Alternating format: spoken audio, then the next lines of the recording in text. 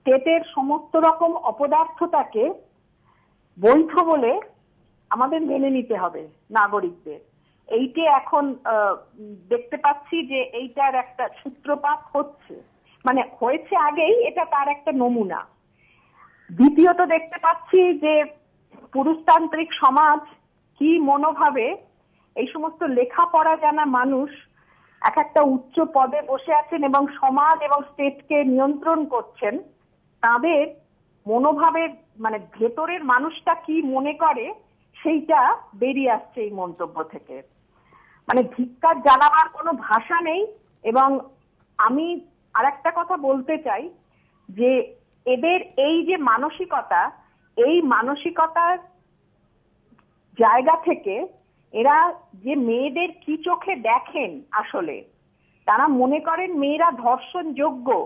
মানে এই যে মানসিক বিকার, এই বিকারের জায়গা থেকে আমাদের এই সমস্ত মেয়ের পক্ষ থেকে এটার বিশেষ প্রতিবাদ জানানোর প্রয়োজন আছে বলে আমি মনে করি।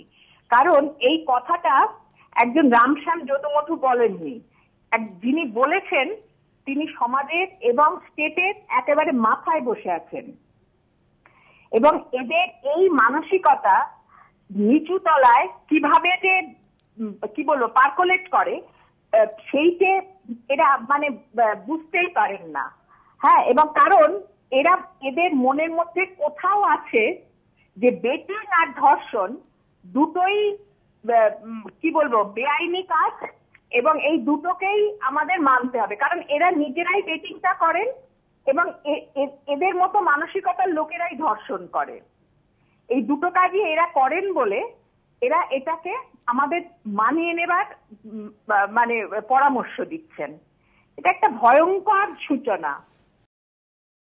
আমি আমার মাথা খারাপ হয়েছে শুনে এরকম কথা কেউ যে বলতে পারেন। উনি নিশ্চয়ই অন্য কিছু ভেবে বলেছেন, আমি জানি না, আমি ভাবতে পারছি না এরকম তুলনা একেবারে সম্ভব।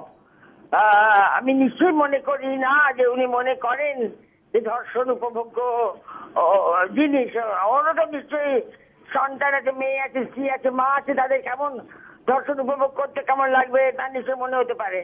মানে আমি মনে করি না এরকম কথা তুলনা কি করে আসবে। যে কোনো অপরাধ কি মানে দুটো অপরাধের কোনো তুলনা হয় না, এবং এরকম একটা উপমা মাথায় কি করে এলো আমি তাও বুঝতে পারছি না।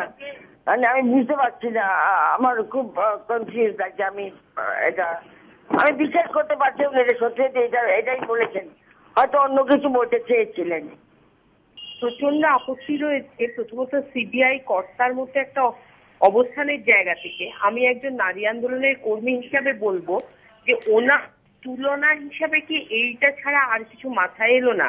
যখন এইটাই ওনার মাথায় আসে তখন উনি আসলে কোথাও ভেতরে কি মেয়েরা ধর্ষণ যখন ধর্ষিত যখন হয় তখন কোটান করতে উপভোগ করে, এটা কি উনি ধরে নিচ্ছেন? এটা ধরে নেওয়াটা অসম্ভব একটা আপত্তিকর একটা জায়গা, বিশেষ করে ওনার পদের জায়গা থেকে এবং পদ এবং তদন্তের জায়গায় যেখানে উনি থাকেন সেই জায়গা থেকে এই ভাষাটা উনি যদি মনে করেন যে উনি অত্যন্ত জুডিশিয়াসলি এই শব্দ বন্ধটা প্রয়োগ করেছেন, এটা অত্যন্ত দুর্ভাগ্যজনক। কারণ আমরা জানি যে যখন একটি মেয়ে সে কোনো ধরনের যৌন নিগ্রহ, আমি ধর্ষণ পর্যন্ত যাচ্ছি না, যৌন নিগ্রহের মুখোমুখি হয় তখন সে কি অসহ্য মানসিক যন্ত্রণা এবং শারীরিক যন্ত্রণার সম্মুখীন হয়।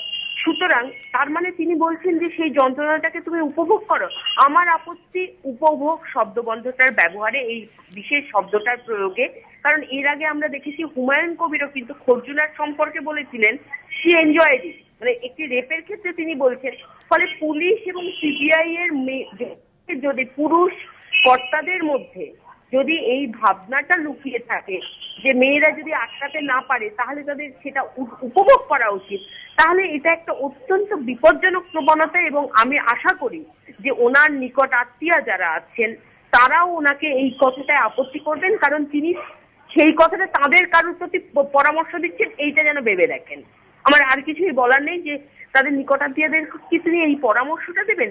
এটা একটা ভয়ঙ্কর উক্তি, কারণ আমরা সবাই জানি যে কোনো যৌন নিগ্রহের সঙ্গে কি ভয়ঙ্কর মানসিক এবং শারীরিক ট্রমা জড়িয়ে থাকে সেই মেয়েরা কাজ করতে পারে না, সেই মেয়েরা মানে যদি সে নির্ভয়ার মতো মারা গেল তো মারাই গেল, খর্জুনার মতো মারা গেল তো মারাই গেল, যদি সে বাঁচলো তাহলে তাকে পরবর্তী সারা জীবন পঙ্গু হয়ে থাকতে হয়। আমরা অরুণা শানবাগের কথা মনে করতে পারি, যাকে সারা জীবন একটা ভেজিটেটিভ স্টেটে কাটাতে হচ্ছে। আমরা অন্য বহু মেয়ের কথা জানি যারা এই ঘটনাটাকে, এই দুঃস্বপ্নটাকে কাটিয়ে উঠতে পারেন না, কারণ তারা সেই কাউন্সেলিং, তারা সেই পারিবারিক সমর্থন, তারা সেই কাজের জায়গার সমর্থন সেটা পান না। কাজে এই শব্দবন্ধটায় আমি প্রচন্ড আপত্তি করছি এবং আমার খুব ভয় হচ্ছে আসলে পুরুষ যারা তদন্তের উচ্চ পদে থাকছেন তারা কি ভেতরে ভেতরে কোথাও এই বিশ্বাস থেকে তাদের পুরো তদন্ত পরিচালনা করেন, তাদের চারিদিক থেকে মানে তাদের ওয়ার্ল্ড ভিউ কি এই শব্দটাকেই, এই ভাবনাটাকেই ঘিরেই থাকে, তাহলে সেটা কিন্তু খুব দুর্ভাগ্যজনক এবং তার থেকেও বড় কথা খুব বিপজ্জনক। কারণ আমরা তাদের ওপরেই কিন্তু, তাদের একটা স্বচ্ছ দৃষ্টিভঙ্গির ওপরেই কিন্তু আমরা যারা নারী আন্দোলনের কর্মী, আমরা যারা নিগৃহীতা মেয়েদের পক্ষে লড়াই করার চেষ্টা করি, আমরা কিন্তু তাদের স্বচ্ছ দৃষ্টিভঙ্গির জন্য আমরা কিন্তু সবসময় প্রত্যাশা করে থাকি। আমার মনে হয় এগুলি অপ্রাসঙ্গিক কথা, কারণ উনি কি বলতে কি বলেছেন। আর আমাদের এটা মাথায় রাখতে হবে যে আমরা একটা প্যাট্রিয়ার্কাল সোসাইটিতে বাস করছি, সুতরাং মহিলা সম্পর্কে কথা বলতে গেলে যে বিষয়ে থাকতে হবে এরকম কোনো বাধ্যবাধকতা তারা মনেই করেন না, এই জন্য অবান্তর কথাগুলো এসে যায়। রেপটাকে কখনো মেনে নিতে হবে এনজয় করার মতন, এটা বা সুরমি তাহলে এনজয় করার মতন, এসব তো কথাই চলতে পারে না, এটা তো হতেই পারে না এই সমস্ত কথাবার্তা। এবং যদি তো উনি পরে নিজেকে উজ্জ্ব করেছেন, লজ্জা পেয়েছেন, সেটার জন্য আমরা বরঞ্চ একটু খুশি হই। ওরা যদি লজ্জা পেতে থাকেন এবং এই চেয়ারে বসে দায়িত্ব জ্ঞানহীন কথা বলা, এটা কি আমাদেরকে আশ্চর্য করে এবং কখনো কখনো আমাদের ব্যথিত করে।